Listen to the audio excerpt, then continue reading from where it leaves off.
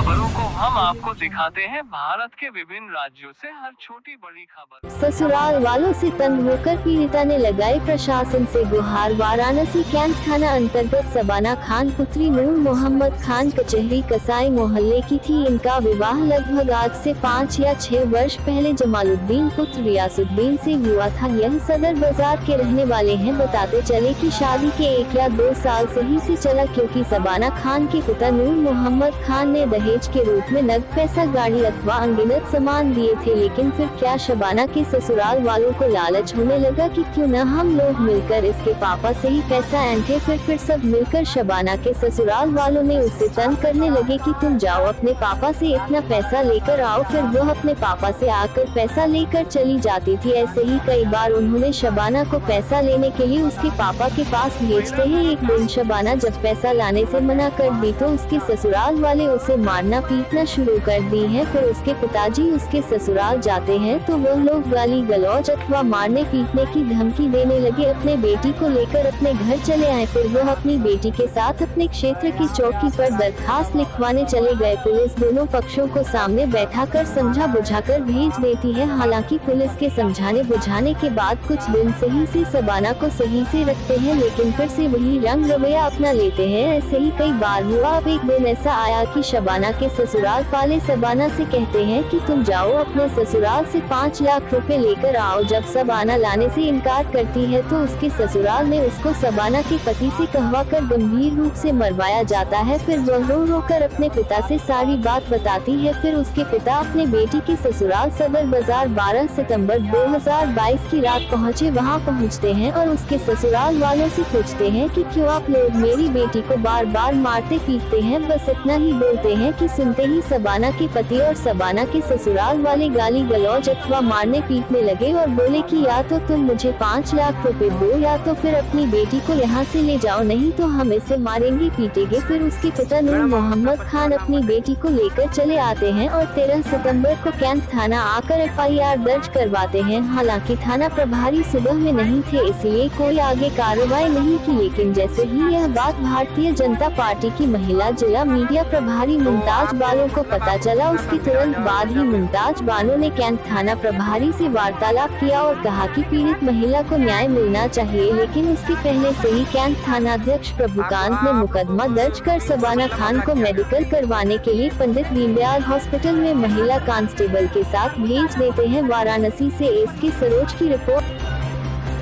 तो यहाँ पे मतलब कि जब मारपीट का मामला हुआ तो क्या आप थाने चौकी पे गई थी या नहीं गई?